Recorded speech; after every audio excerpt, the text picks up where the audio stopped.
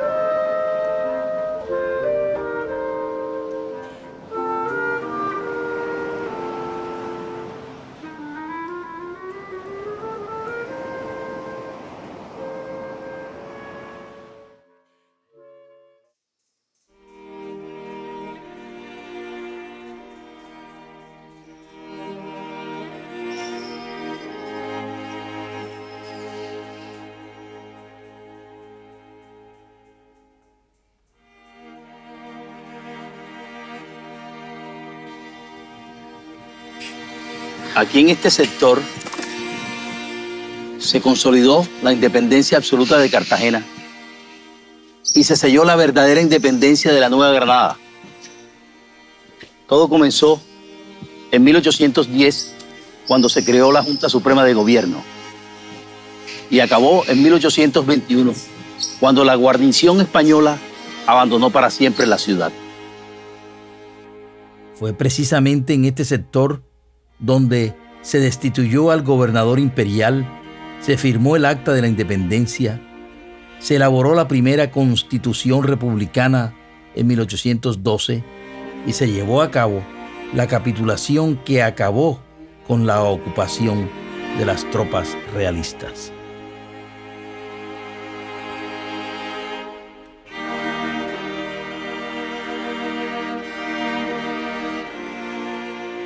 La región Caribe se mantenía aislada por factores geográficos y sociopolíticos. Durante largos años, la ciudad amurallada mantuvo sus costumbres y tradiciones coloniales. Todo el mundo se conocía y muchos eran familia. La jerarquía social venía desde los tiempos de la conquista. Los blancos de Castilla se ubicaron en un sector, mientras que los judíos, herejes y mulatos, habitaban otros.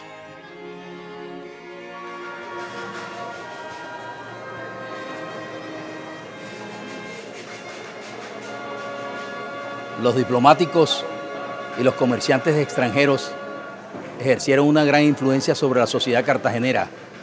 Igualmente, los libros franceses, introducidos en algunos círculos sociales.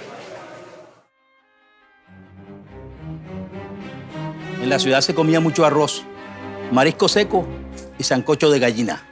Se tomaba agua de coco y guarapo. Se hacían dulces muy variados.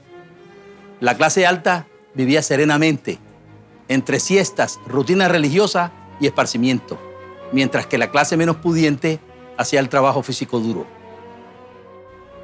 Esta es la Plaza de la Trinidad del barrio Getsemaní en Cartagena de Indias. Aquí se reunieron desde bien temprano, un 11 de noviembre, hace más de 2 siglos, los líderes del movimiento popular de 1811 para declarar la independencia absoluta de la provincia de Cartagena frente a España. Entre los líderes populares sobresalían Gabriel Gutiérrez de Piñeres, Pedro Romero con sus 4 hijos, los Matanceros, y su yerno Ignacio el Tuerto Muñoz.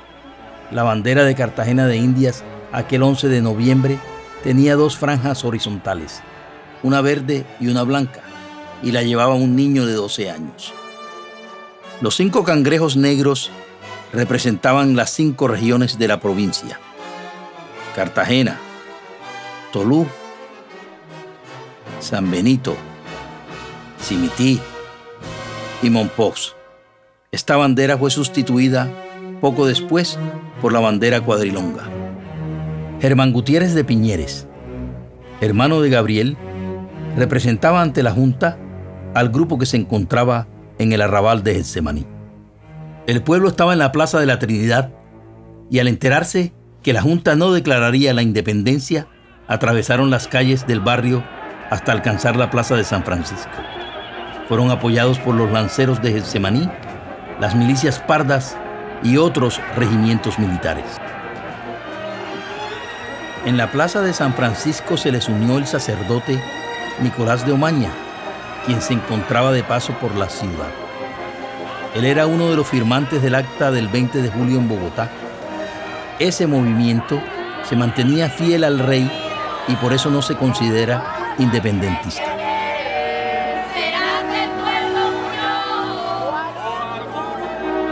En esos días se habían popularizado unos versos que decían: de parte de Dios te pido, fantasma, dime quién eres.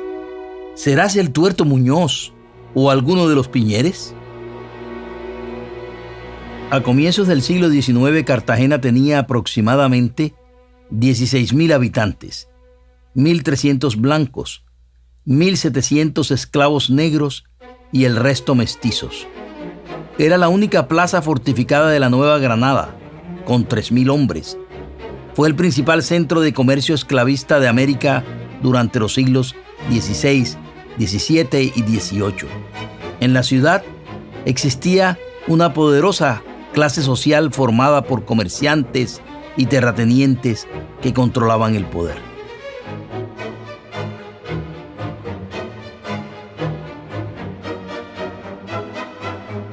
El gobernador de la provincia era nombrado por el rey para un periodo de 5 años y era simultáneamente presidente del Cabildo y jefe de las Fuerzas Armadas. La conformación del gobierno eclesiástico lo ejercían el obispo y el tribunal de la Inquisición, a cuya cabeza estaba un alguacil mayor. La independencia de los pueblos latinoamericanos fue un proceso largo. Gran influencia ejercieron la independencia de los Estados Unidos de América en 1776 y la Revolución Francesa en 1789. Los ideales liberales y revolucionarios propios de la Ilustración eran divulgados forjando la independencia de la Nueva Granada. En 1807, Francia invade a España. El rey Carlos IV y su hijo Fernando son hechos prisioneros. El trono español lo ocupa José Bonaparte, hermano de Napoleón, conocido como Pepe Botella. Los españoles reaccionaron con una guerra de guerrillas. Se formó la Junta Suprema de Sevilla, que convocaría más tarde a las Cortes Generales de Cádiz en septiembre de 1810. Poco después cedieron su poder a un consejo de regencia. Las Cortes proclamaron ideas tan liberales que en América la Junta de Cartagena se dejó seducir por promesas como la soberanía de las naciones, la igualdad de derechos y la libertad de imprenta. La victoria final de los españoles obligó a Napoleón a firmar el Tratado de Valenciennes en noviembre de 1813. La corona fue entonces entregada a Fernando VII.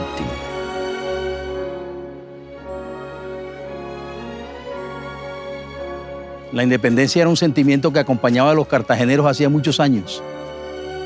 Buscaban beneficios políticos y económicos. No pretendían cambiar la compleja estructura social y racial de la ciudad. El soldado español Andrés Sevillano encontró el 13 de noviembre de 1799 un cartel impreso en la calle de las Carretas que decía: en breve tiempo, señores, se acabó para nuestro remedio gobernador, comandante y asesor. Viva la libertad y muera quien la impida. En la Cartagena del siglo XIX existía el llamado proceso de blanqueamiento. Su ideal era la raza blanca que ostentaba el poder.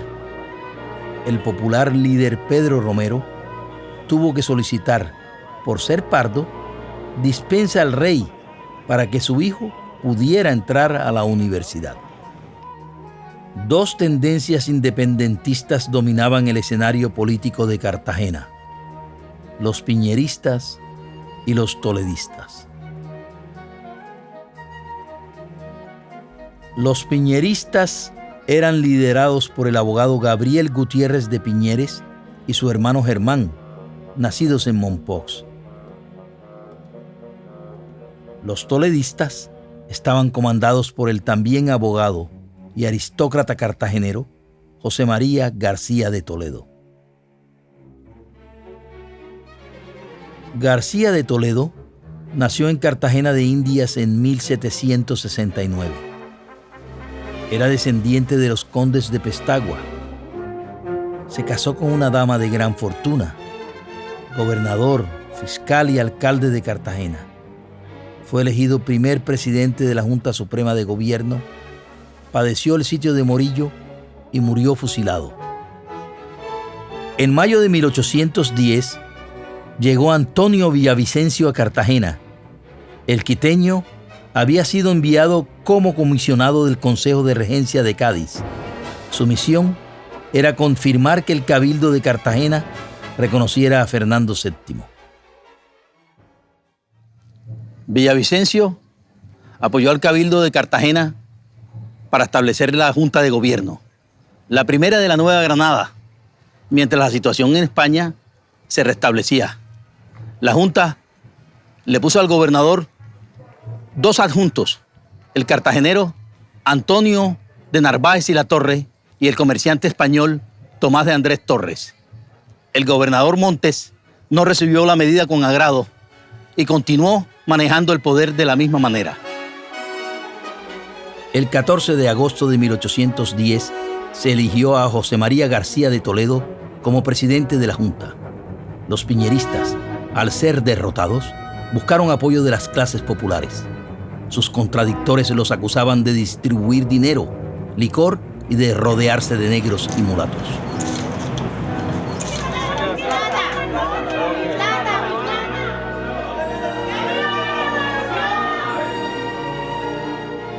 Se les unieron además patricios y universitarios, gente diversa, interesada en la libertad y en la independencia inmediata. Los toledistas también pretendían la independencia, pero gradual. Uno de los principales líderes de la independencia absoluta de Cartagena fue Gabriel Gutiérrez de Piñeres. Había nacido en Mompox a finales del siglo XVIII, hermano de Germán y Vicente Celedonio.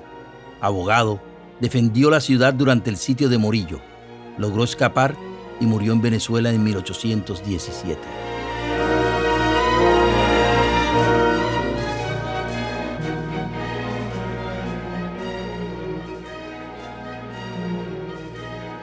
Los toledistas y los piñeristas chocaron varias veces, pero sobresalen dos eventos: la elección del primer presidente de la Junta de Gobierno y cuando se declaró la independencia.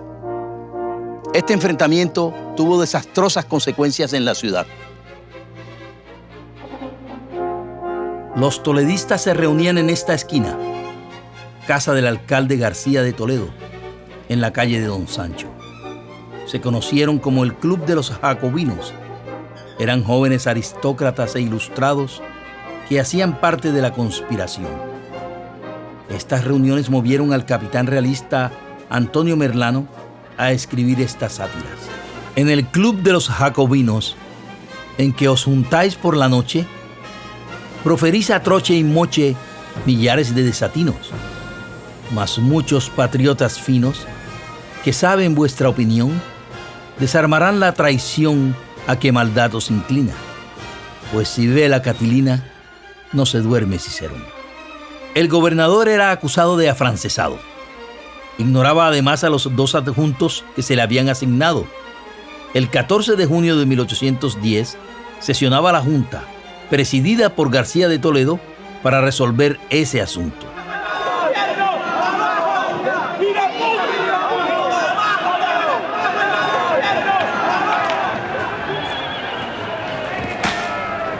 Señor oficial, ¿A dónde dirigís esta compañía? No viene a órdenes vuestras. El muy ilustre cabildo acaba de deponeros.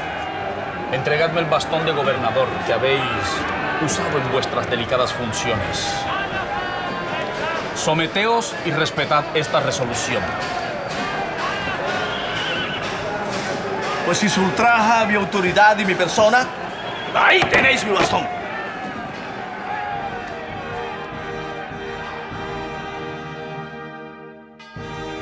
Una vez destituido, fue preso y enviado a La Habana.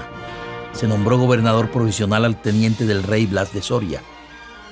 Un mes después, al escuchar la noticia de los sucesos de Cartagena, se rebelaron los criollos en Bogotá el 20 de julio. En la ciudad había 6 fuerzas. El regimiento fijo era la principal. Otras eran el Real Cuerpo de Artillería, el Real Cuerpo de Ingenieros, las milicias pardas, las milicias blancas y la Real Armada. La villa de Mompox era de gran importancia para el comercio que se hacía por el río Magdalena. Aquí se concentraban las mercancías que venían del interior y se recibían las que entraban por Cartagena. El 6 de agosto de 1810, Mompox declaró la independencia absoluta por primera vez en nuestra nación. Esto tuvo gran repercusión en toda la provincia. La Junta de Cartagena, que todavía era leal al rey, envió una comisión para persuadirlos. Los mompocinos se negaron y Cartagena organizó un cuerpo de tropas comandado por Antonio José de Ayos. Los rebeldes fueron vencidos. Se apresaron algunos de sus líderes y la villa fue ocupada el 25 de enero de 1811.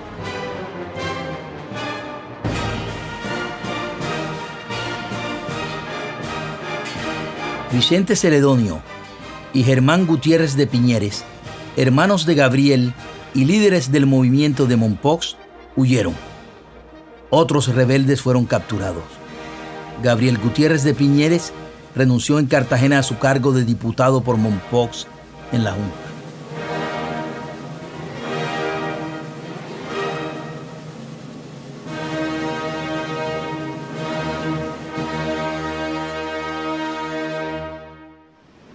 Mientras tanto, un hecho grave pasó a segundo plano: la rebelión de Mompox. En noviembre de 1810 arribó aquí, al fuerte San Fernando de Boca Chica, José Dávila, nombrado gobernador por el Consejo de Regencia. La Junta lo rechazó y lo prohibió su entrada a la ciudad. Esta acción llevó a la renuncia del gobernador encargado, el español Blas de Soria. Cartagena quedaba, a partir de entonces, gobernada por la Junta. Muchos realistas abandonaron la plaza.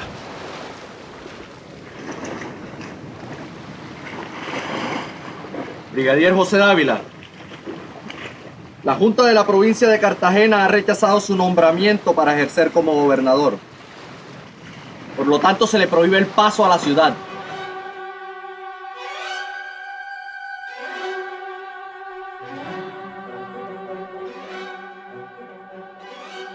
Tres meses más tarde, el 4 de febrero de 1811, un batallón del regimiento fijo salió del cuartel general para apresar a los miembros de la Junta. Notificado del hecho, enfrentó a los conspiradores un oficial octogenario.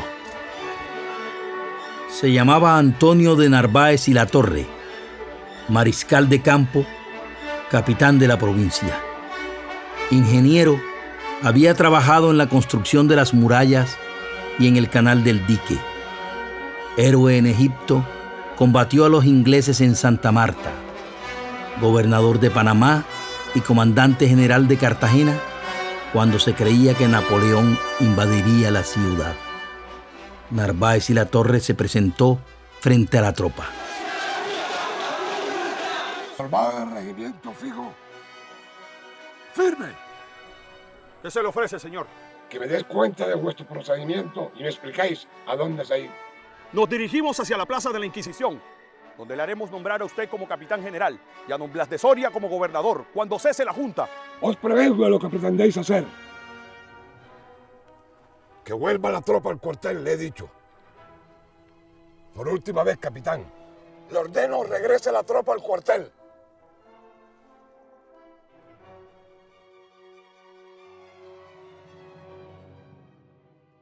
¡Adelante! ¡Alto! Oficiales, sargentos y cabos, quienes me reconozcan como capitán general, un paso al frente, mar. No obstante su avanzada edad, se hizo reconocer y les ordenó regresar al cuartel, evitando así una insurrección militar y una masacre, pues el pueblo cartagenero estaba dispuesto a defender a su junta. Así acabó la insurrección del Fijo. Los conspiradores fueron apresados y los chapetones más influyentes fueron detenidos.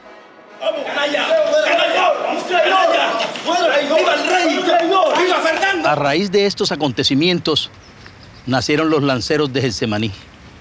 En esta esquina quedó la casa de Pedro Romero, quien comandó uno de los batallones de los lanceros. Nació en 1756 y creció en el barrio de Getsemaní. Aprendió el oficio de la herrería y llegó a ser uno de los artesanos más destacados de la ciudad. Era una persona de gran influencia y respeto. Mantuvo un contrato con la Marina durante un cuarto de siglo como fundidor, herrero y cerrajero. Su oficio era de extrema importancia y responsabilidad porque las embarcaciones, recubiertas de metales, sufrían mucho daño por el óxido. Era un hombre moreno que había pertenecido a las milicias pardas.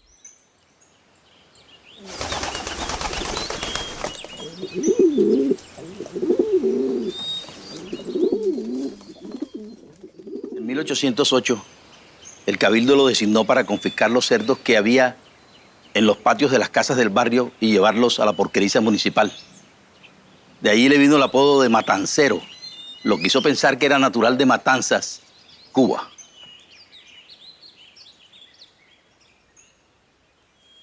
Ese día de la independencia de Cartagena, comandó uno de los 2 batallones de los lanceros de Getsemaní, que marchó junto al pueblo hasta el Palacio Municipal. Apoyó a los más radicales del movimiento, a Gabriel Gutiérrez de Piñeres y a Ignacio el Tuerto Muñoz, quien era su yerno. El Tuerto Muñoz nació en Corozal, Sucre, el 31 de julio de 1786. En su infancia, perdió la visión en el ojo izquierdo. Se casó con María Josefa Teodora Romero, hija de Pedro Romero. Fue uno de los líderes más sobresalientes del movimiento que declaró la independencia absoluta de España el 11 de noviembre de 1811.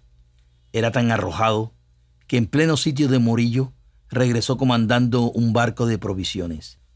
Es uno de los fundadores del Partido Liberal. Murió en Cartagena a los 74 años de edad. El 11 de noviembre de 1811, la Junta se reunió en el Palacio de Gobierno para tratar el tema de la declaratoria de la independencia propuesto por Germán Gutiérrez de Piñeres. El pueblo, liderado por su hermano Gabriel, se congregó desde temprano en la Plaza de la Trinidad y luego se movilizó a la Plaza de San Francisco. Eran apoyados por el Batallón de Patriotas Pardos, los Lanceros de Getsemaní y otros regimientos. La multitud entró a la ciudad por la boca del puente, pasando por la entonces Plaza del Matadero. Atravesaron la Plaza de la Aduana y asaltaron la sala de armas. Los lanceros se apoderaron de los baluartes. La turba armada prosiguió hacia el Palacio de Gobierno. Allí, García de Toledo fue obligado a firmar mediante ultrajes y amenazas. Entre la multitud sobresalía un niño de 12 años que hacía flamear la primera bandera independiente de Colombia. Los piñeristas y los toledistas, estos últimos obligados, según lo relata el propio Toledo, firmaron el acta de la independencia. El pueblo nombró como representantes en la Junta Suprema a el Tuerto Muñoz y al sacerdote Nicolás de Omaña, y se ordenó publicar el acta mediante un bando. Eran las 11 de la mañana.